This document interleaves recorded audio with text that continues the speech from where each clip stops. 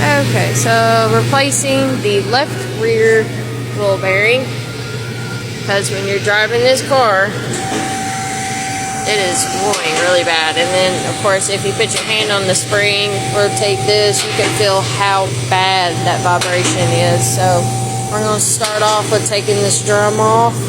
Okay, got the drum off, as you can see. Okay, so now we're going to use an E-socket and get those E-bolts out. And there are 4.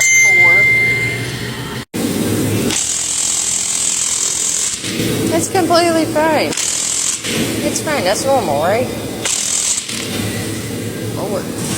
And now it's time for the air hammer. Okay, got the wheel bearing out. The old one. And you got the wheel speed sensor back here. Yeah, this sucker was bad, so it's harder than some, especially if this wheel bearing is absolutely stuck on there because of how bad the bearing is. But got her out. And there's the new one. Here's the new one. So we're going to put her back on, just like brand new.